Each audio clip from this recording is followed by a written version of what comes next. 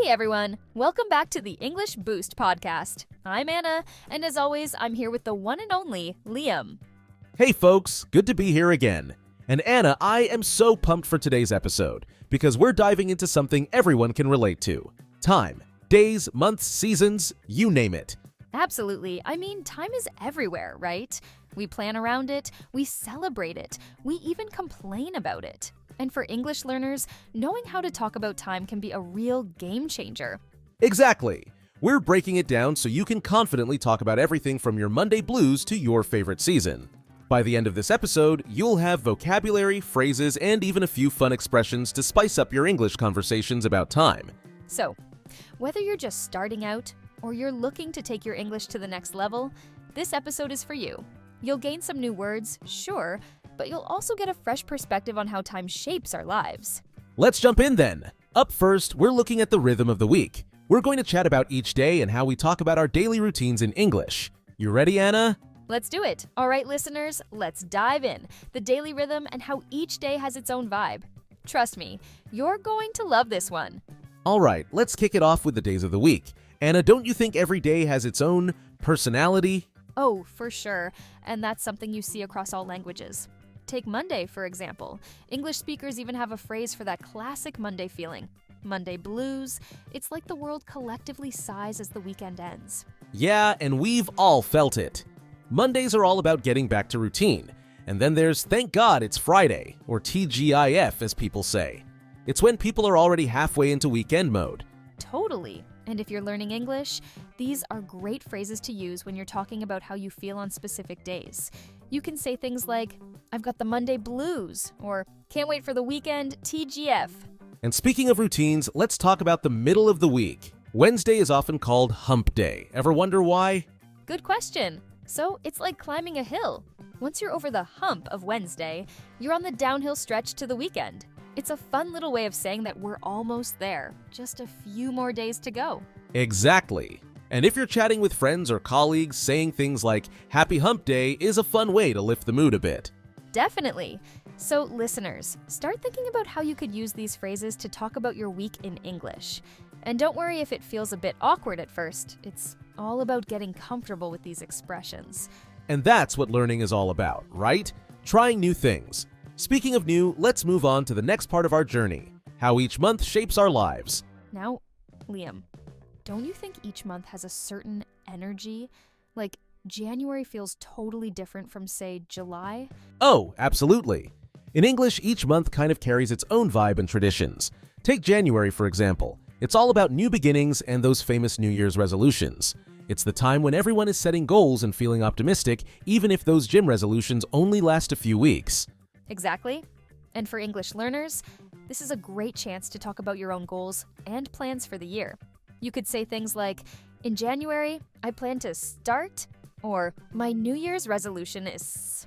And then you get to February, which has this romantic vibe because of Valentine's Day. A lot of people use February to talk about love, relationships, or just showing appreciation for friends and family. Right, and it's a great time to learn some fun phrases for talking about special people in your life. You could say things like, February is my favorite month because I love celebrating Valentine's Day. Moving along, we've got summer months like July and August. People often think about vacations, the beach, and barbecues. You'll hear a lot of phrases like summer break or vacation season. And for anyone learning English, these are great months to practice talking about travel plans or outdoor activities. Imagine telling a friend, in July, I usually go to the beach, or August is my favorite month for barbecues.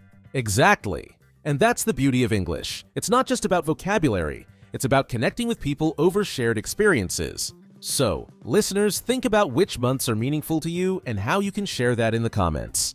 All right, now that we've talked about months, let's go a little bigger, onto the 4 seasons and what each one brings to the table. Let's talk about the seasons then. I mean, each one has its own special charm, doesn't it? Oh, absolutely. And in English, we have so many expressions and phrases that capture the mood of each season. Like, take spring. It's all about renewal and fresh starts. People say things like spring fever when they're excited about the warmer weather and new beginnings. Yeah, spring is when everyone starts coming out of hibernation. And it's also a great season to practice talking about things like plants, growth, and outdoor activities. You could say, I love spring because everything feels fresh. Or, I get spring fever every April. Then there's summer, all about warmth, vacations, and fun in the sun. You'll often hear people say things like, I'm a summer person, or I can't wait for summer break. It's that time when everyone seems a bit more relaxed. Exactly. And for English learners, talking about summer activities is a fun way to build vocabulary. You could say, in the summer, I love going to the beach, or I'm looking forward to summer vacation. Then comes autumn or fall, a time for cozy sweaters, falling leaves, and let's not forget the pumpkin spice obsession. People often talk about the beauty of the leaves changing colors or the excitement of fall holidays like Halloween. Right, and it's such a cozy time. You can say things like, fall is my favorite season because of the colors, or I love the chilly weather in autumn. It's a great season to talk about traditions and favorite activities. And finally, we have winter. It's a season of stillness, snow, and holidays like Christmas and New Year's. English speakers might say things like, I love the winter chill, or use phrases like snowed in when there's too much snow to go outside. So, listeners, think about your favorite season and try describing it in English. Not only will it help with vocabulary, but it's also a way to connect with people by sharing a bit about yourself. Exactly. And seasons really do shape our lives, don't they? Now, to wrap things up, let's look at how we can bring all of this together. Days, months, and seasons to really enrich our conversations. Here's where the magic happens, tying them all together in conversation. Talking about time in English is a fantastic way to make conversations richer and more personal. Exactly. When you connect different time phrases, you can talk about memories, plans, or just how you're feeling in the moment. For example, you could say, last summer in July, I went to the beach every weekend.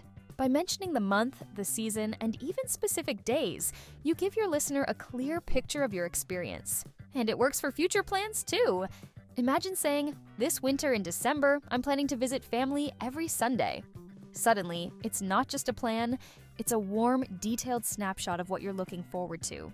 And English has so many ways to play with time in conversation. You can talk about things like, I always feel energized in spring, or Mondays are tough, but I feel like Fridays are a reward. It adds color to your conversation and lets people understand your personality better. These details can also help you connect on a deeper level. When someone shares their favorite season or a special monthly tradition, it becomes a starting point for more meaningful conversations. So true. Listeners, try blending these expressions and see how it feels. Talk about your favorite day, the month you enjoy the most, or a season that brings you joy. The more you practice, the easier it'll become to talk about your own experiences. And remember, you're not just learning vocabulary, you're gaining tools to express yourself. So go ahead and use these phrases to make your conversations shine. Beautifully said, Liam.